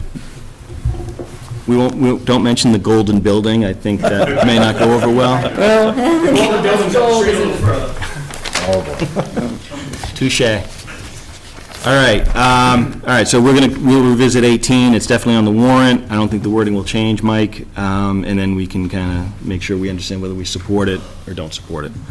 Article 19, this is an item where we're looking to increase, I almost look at this as a stipend to some extent, based on some certifications that the assessors can get. So this is an increase, I'd say, in the salary or a comp line item based on certification, based on Mass General Law adoption. Any questions on this one? I'd like to just make sure that we have an opportunity to review that, that wording that shows that we have. Yeah, I'm unclear what it means. What that- We have to vote on that, it's a money issue. Oh, we definitely do, yeah. So Rich, when you say that, what do you, what's your, do you have a specific question? I don't understand what the town voting to accept this law means for us. Does it lock us into annual spending to do something? What does it do? Yes. Yes. Yeah. It will certainly locks you in. Right. I would recommend that the board handle this through contract negotiations. Right. That position is in the union, and I think that's a better place for it. That makes sense. I like that, yeah. That's right. Well, let me ask I you a think question. it also mentions it compensates an assessor, which would not be in the Right. contract, so. Therefore, that's a fee that's set by the board, at whatever your discretion is. Yep. However, if you pass a law, you no longer have discretion. I think we need more information on this. Well, do we want to keep it on the warrant, or do we want to defer this to the June? Do we think we'll be able to get enough information to satisfy the questions, not only that we'd have, but I'm sure the FinCom will have as well? That's my guess, by April 6th, or do we want to take this off the warrant and defer it to the end-of-year STM? I'd say to June, move it to June. Yeah, me too. All right? Well, right off the bat, I can see, my first question is, as it comes before the FinCom. What's written in red here, it compensates an assessor or an assistant assessor. Right. So who is getting this? We don't have an assistant assessor. Yes, we do. We have 3 assessors, We have and an we have a assistant principal assessor. assessor. We do not have an assistant assessor. All right, so, They need to go downstairs and call the person in that office, Yeah. an assistant That assessor. is the principal So- assessor. Right, so what I want to suggest is this is not going to be on the warrant. So we can deal with this in June. But it's a fair question, It is right? fair. And I think it gets back to you wanting to look at the Mass General, the language. You got to remember, none of this has been even reviewed by town council yet. right. So that's Because also we had a another step. recommendation by a lawyer that says it should be in the contract negotiations, but first we got to define, Yeah, who it again, affects. who it affects. It's fine. It says assistant assessor We and we assessor. have the gift of time to determine that, Right. right? So Article 19 is off the warrant. Article 20, this is a bylaw associated with trails. I would actually just flat out say, given the focus of the annual town meeting, I might suggest we defer any bylaw articles until the end of year, just because I think the conversation will be robust on the money articles. Anybody, Rich, Mark, what do you think? I mean, it's a practice I think we did in the past, say, let's leave the ATM to money. We can have a bylaw STM if we need it. I mean, this one, I think, has actually been on a warrant in the past and was passed over, I believe. Right. So they're bringing it back because I'm on the Land Use Committee as a representative from the board here, and we've done some work to address some of the issues that had come up in the past. Yep. So if you really want to push it off, I guess we could, but I think a lot of the areas that were, of that bylaw that were controversial have been mostly addressed. The only thing I would say is there any hearings or anything like that that have a window where this is they have to do new hearings? I believe the Concom, this is going to be presented to the Conservation Commission, since they have control of some of this land. So the question still stands, if there are hearings involved here and they've already passed and you've got a window to execute, I'm not sure Yeah. about that, but I do know that supposedly they're supposed to come before the Concom. okay. So, Mark, I understand what you're saying, and like, my only, I say, I want to move it unless we have some window around hearings. I don't want to have to do hearings again. You know, that just is Yeah, sort of rework I that. don't believe so, but I can't say that I'm 100%. All right. So, I will accept a motion to leave Article 20 on the warrant. So moved. And I'm going to second because I can. You can, Took it away from me. Discussion. Wow. And this is to pause, this is in the positive now, to leave it on the warrant. Alan? Have they had their open hearing to discuss this, these changes? We've made the changes, but it's got to go to some other boards for more discussion, and then I'm sure there'll be an open hearing on it. All right, you know what, I want to defer this to Monday. Can somebody check to see if we have any windows around hearings and you know, expiration timelines, and we can revisit on this all Monday? got to be done by April 6th, I believe, right? Well, I'm just talking, you know how sometimes the planning board will have hearings, and you got to kind of do it within a certain window? I just want to make sure that those windows don't exist. I mean, I keep Right. referencing April 6th. We have to get our actions together by April 6th, so does everybody else, I Yep. believe. So Monday, we're going to be looking, this is already on our agenda, so we can revisit then. Unless there's a strong, you know, we can close the vote, I guess, and we can revisit on Monday. That's fine. What's fine? Closing the vote and All right, good. We're going to forget I said anything then. We'll move on. So we're not, We're going to revisit Article 20 on Monday. you retracted the motion? We Is that retracted. what I heard? Absolutely. Okay. I think Rich retracted the motion and I Mark think no seconded. These things even, I thought I, Okay, Article 21. Alfie had in this pocket. Article 21, I do want to kind of understand this better. This is the invasive weed spend, which I thought was to be completed last year. So. Every year, we think it's last year. Well, I just want to kind of get more information on this. But I don't even think CPC's voted on this yet, to be honest, so. Just to remind the board that originally that was only going to be a 3-year program. Right, I think this is, I think this is the 5th or 6th I year. think this is 5. Last year was the first extension. So I agree. I think we need more information on this. Starting to be more like maintenance. Yep. And we can't use that fund to do maintenance in Lake Nipmunk. Why are we doing it over there? Okay. So we need more information from Ann on that. On Monday. Yep. Can you answer that question? No. Okay, Article 22, CPA historical funds to repair the old cemetery on 1 Providence Street. That's good. I am in favor of this.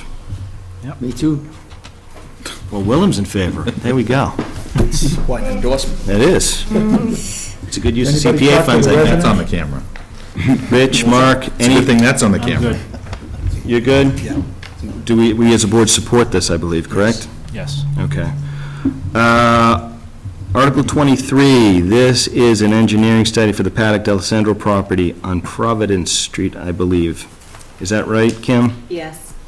That study was actually already approved at CPC and funding was awarded, but Alan is also doing a study right now with the same funding source, and ultimately, that he needed some additional funds for his, so we withdrew the study for the time being, because ultimately, you can't survey the land when it's covered in snow anyway, and his project can move forward right now, so we're just rearranging the timeline, so this has been going through CPC. The Finance Committee has to make a recommendation. Any questions? I'd like that explained to us in detail. I think we're, She just, Hang on 1 second. Yeah. I'm curious about the conversation. Oh, I'm sorry, Yes. Mr. Chairman. I apologize, the question was, since it was a CPC article requiring some financing, does it come in front of the FinCom? The answer is yes, and the question was, could we get a full explanation? And I'm sure we'll get a full explanation in our FinCom meeting when we meet with the CPC to review this article. Believe me, look at it. Okay, and I want to make sure, the April 6th date, Diane, that you put out there, I think there's specific things you need to know by April 6th, not everything. So Mike, to that deadline on April 6th, right? If it's on the warrant, then it's on the warrant. You have additional time to, We absolutely do, we have Right. all the way up until May. The only Right. ones that we're concerned about are the debt exclusions. right, okay. Okay, but, Gene, what's the cutoff for the FinCom book to be constructed? All right, so we had a little time on that, too. Okay. Okay. So, the study for Paddock, I mean, I think this is piece of a larger whole too, Kim, in terms of how this fits into the broader studies you've laid out for not only this area, but the village, Right. if you will. Mark, Rich, any questions? I suggest we leave it on the warrant. I support it. yeah, I'm fine with it. Yeah, me It's too. already, like you said, it was already approved in the past. Okay. Any other questions on Article 23, the Paddock study? Okay, Article 24, Town Hall new equipment, raise and appropriate. Fund IT expenses from the CapEx account. I don't know, Kim, if you want to give us an update on that. Sure. Many of you know that this week, or maybe even last week now, 2 weeks now, we've having trouble with the phone system, and we've talked about upgrading the phones in the past. Well, we had someone come out and look at the system, and it's been verified that it is actually dying slowly, one line at a time. There's a cost, we have multiple quotes. We've actually been looking at this, the town's been looking to replace them since 2013. The fire station was already replaced. We have to prepare to do something. The timing is what's sort of iffy here. We have a couple of other things we need to do in regards to IT expenditures as well, including a server to go along with the network upgrade for the wiring that goes along with the basement. So we could package them all together, as one IT project, or we could wait on this I think there may be some other projects that are more urgent, but this is definitely moved now to the top of the priority list. Questions? Ernie? Mr. Chairman, I just asked that if you move forward with that you look to consolidate phone numbers as well, name number that comes in with the extensions instead of all the different phone numbers that we have. I think we can save a fair amount of money on the Is this going to be voice over IP? It is. This is the same proposal that World Band had put together a couple years ago, where it would be routed through dispatch, ultimately one line that goes through there, and then sort of through the different buildings in the town. And then this is, but there are multiple providers who offer this service. All right. Sharon Eagle. So is this a actual physical box that you're buying, or are you gonna purchase and put the PBX out in the cloud? There's two different options, but the one they're considered is the cloud. Any other questions? Just a point I'd like to make on it is, besides the fact that it's dying, one very, like, frustrating, annoying thing about the existing system we have, on top of the fact that it's dying, is that if somebody's on their phone and you call them, it won't go to voicemail. Right. It rings fast busy. So on top of it dying, it just... Well, it's not a good system, right? No, it's not good. 1 second. Chris? Yeah, if it's out in the cloud, what would be the service expenses for that? Each one will have different costs. Right now, all of the proposals, though, are lower than the monthly cost that we pay right now for Verizon service. We Okay. haven't found one that is higher. So I would just want to make sure that we identify that as we review those proposals. Right, and we will bring forward the different, when and if we move forward on something, we will bring forward the different options for systems, pricing, all of those things. This is news that we got as of Monday of this week about the phone This wouldn't be system. unlike Constellation in terms of here are opportunities, actually, you want to have more than one vendor. For the copier piece. Willem? No, I wanted to hear total amount, but you get it. Okay. Sharon Eagle. Okay. Any other questions? Mr. Watson? Chairman, do you have the money in CapEx to cover this cost? I believe our balance is 134. 134? So would that be enough to cover this system? I think it's going to be bid, but I think from quotes we've gotten, it will. Yes. And it will, I don't think it's going to cost the whole 134, right? And I know all government moves slowly, but something as important as the phones here. Why can't we just get this done? Why can't you put it on and ask the folks, we want to spend the money out of CapEx to get a new phone system? We are. Right, but I thought I just heard that we're not sure what we're going to do yet. No, I think what we're saying is we're moving forward on the project. The next step is to get bids, solution, design, and figure out which one works best for the But you town. are asking for the money to go ahead and do it. Right here. And to that point, from a board's perspective, I'm in full support of this. Do we have, it's on the warrant, are we good with that? Me too. Yeah. And we support it? 100%. It's going ahead. But we gotta wait for FinCom. You know how they are, you know? They We got. have an April 6th deadline. We're gonna meet an April Fool's Day to In decide. this case, like, just for clarification, we have one day on this. Okay, we are running out of time. First you have a I had a recommendation. deadline for myself. Article 25, now this is an interesting one. I think this will actually drive some discussion. And Kim, I will give you the floor to walk us through what Article 25 is. And 25 looks to be an agreement between a business and the town to set up a, I'd say, a TIF agreement, tax increment finance agreement. Yes. And just real quick, before you get into the details, I think this article just give the board the authority to negotiate. It doesn't necessarily tie us into anything at this time. It's very similar to the easement process where the town says, yeah, you can go negotiate, so you're giving us authority to do so. Okay, I won't go into too much detail because right now the details are actually limited. We have been approached by a business and representatives, consultants ultimately who work with the state to provide these economic incentives about someone who'd like to develop here in Mendon. And part of their development as an incentive to come here, they'd like us to consider a TIF, which is essentially an alteration on taxation over time. And we won't get into the details right now because they're going to come back and I will meet with both FinCom and the board when we have details on the actual proposals, what they're planning on doing, and the company is coming to the April 6th meeting to do an overview of what they're planning. Not necessarily the financing piece, but the business aspect itself. So this is merely a placeholder for them because it needs town meeting approval in order to move a TIF forward. So I don't know if we really want to get into the details. I don't know about the details, but in terms of if you have any perspective on pros and cons of this type of agreement as far as it goes to the municipality? I have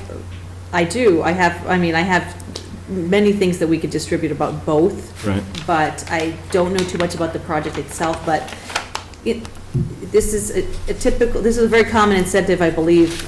What I heard, though I didn't verify from the consultant, is that every municipality in Massachusetts now offers TIF. This is something the town actually entered into many years ago in order to be able to provide this type of incentive. I'm not sure if you've actually done it in the past, haven't been here to see that. It's not a full reduction in taxes. Typically is something that allows the business developer to shift the timing of the burden of the taxes, meaning when they're getting their company started up in the front, they have a little more ease on their tax burden, and then you get it later. But there is typically a reduction to the amount of taxes that is negotiated, and it's on average about 5%. Rich?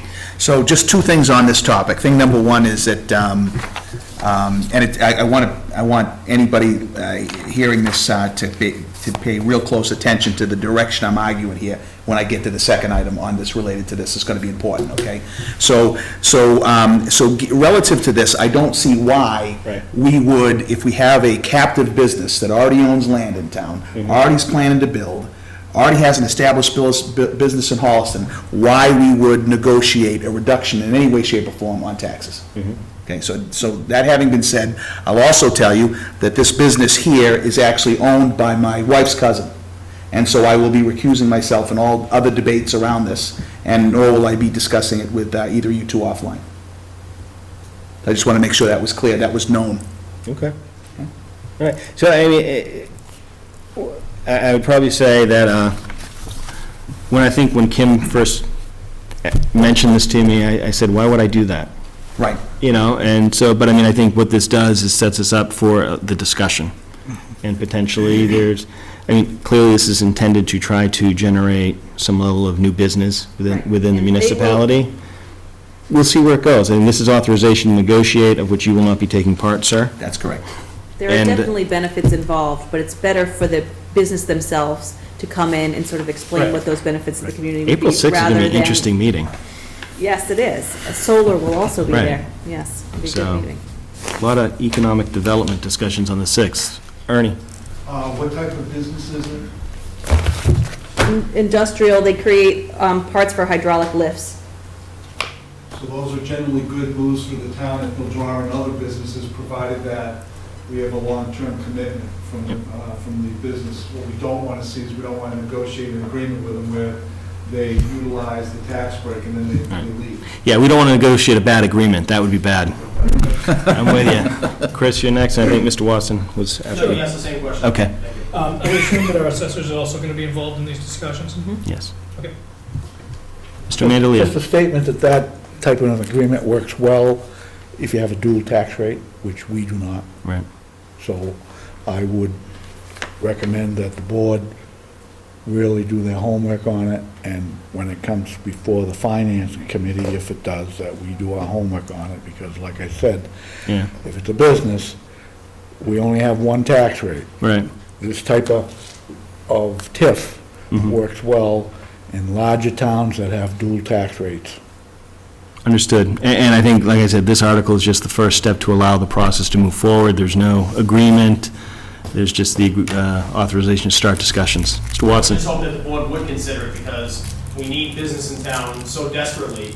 If the terms are beneficial, Right. as Chief Warren said, if they have a commitment to stay here, it'll be a new business in town, it'll generate some taxes. Well, yeah, I mean, absolutely. I think that, like we said, April 6th, we're going to have solar back with some more information for us, which is good. That's moving ahead. We absolutely explore everything, and I just want to actually apologize to Ernie, because, I mean, I think his comments were right on. I didn't want to be, my sarcasm to kind of let anyone think I didn't appreciate his input, so, thank you. I actually enjoyed it. No, I mean, it's... My kind of guy. So, that was our last... Just as a closing on the subject, again, as I stated, we do not have a dual tax rate. So the taxes at any business, whether it's this one, somebody building cabinets, they pay their taxes just like a homeowner would. Right. The question arises, how are we? Are we being fair and equitable? There you go. I saw it coming. Absolutely. That's all. No, and I think, but it's important to explore it. For instance, if we don't accept this, but somebody else sees us even considering a TIF, perhaps that opens up something else, right? So it's more about the communication and the process. I agree with Mr. Mandelia's comments. However, one thing I'd like to quantify is when we're in our infancy of bringing business into town, which we are, we're better off to have a single rate. Get them in town. Once we maximize our business layout throughout the town, and that is definitely Right. time to seize the tool. Yeah, I think we usually talk about, are we at saturation yet? And I don't think we are. So, Not even close. right.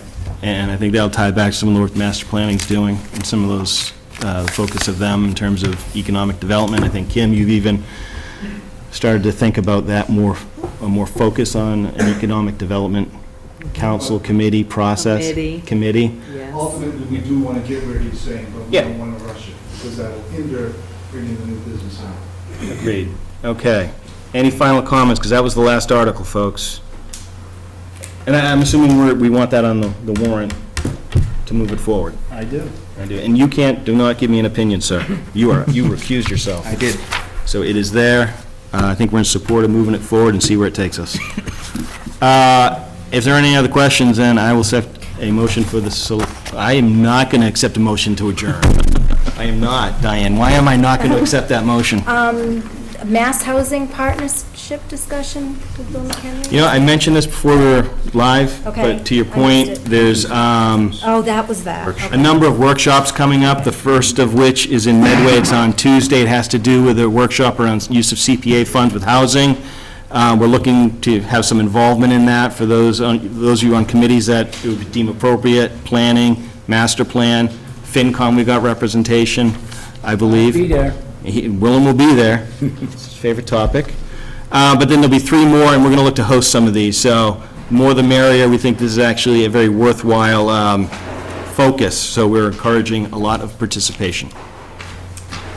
And? What else did I miss, Diane? Ann Mazar needs to have a 5-year land use plan hearing, and we need to find out what dates you would prefer them. One is Wednesday, March 15th, or the next option is April 21st, and I can't remember what day of the week it is. See, we can't do this on a Monday? The 20th is out because it's a holiday. I just want, for the sake of time, Ann's not here this week, right? I just, and Those I are the did dates just she send gave her me. something for Monday to attend. So Monday, let's close on this on the 30th. She did offer to come here tonight, but I felt it was This coming premature. Monday? Yes. But we have to advertise it, and there's no time to Oh, advertise. no, I mean, she'll be at the meeting hopefully on Monday. So is this a Is it 5? too late? Yes, pick a date. Either the 15th. Just take it easy. I'm leaning towards a Wednesday, that'd be my So that's the preference. 15th. That's her tactic. What's the date again? I'm Just sorry. move to the 22nd. When did we go? 15th You or were landing. 22nd? No, 15th or 21st. Well, why, I see 4 dates here. I know, I'm sorry. Since then, she gave me her number 1 and number 2 choices. Well, what about our number 1 and number 2? Come on. Maybe she's not available those dates, so What it are would the have dates? 15th or the 21st. April. I picked the 21st because we have the 6th as a BOS meeting. We had planned tentatively for the 13th, but that's already booked up here for hearing, so we're going to need a meeting the week of the 21st anyway, that Tuesday. Well, we're on the 22nd, aren't we on the 20th? I would rather it not be a Tuesday. We're on the 27th, but we... 22nd, 15th, go with the 15th. Let's just knock it out. 15th would be fine. I mean, the land use plan review is not a long topic, and if we're not going to meet on the week of the 13th, then we can have our budget discussion for that week on the 15th, right? Good. Right. Because we want to have these budget discussions as frequently as possible to answer any questions that are going to be sent to Diane at bosadmin@mendon.gov. MendonMA.gov. See? I was hoping you would say You that. let me say it wrong, and now people are going to be shooting this stuff up to who knows where. All right, can I accept a motion to adjourn now, Diane? Yes, you may. So moved. Second. All in favor? Aye. Motion Thank to you. adjourn. I second it.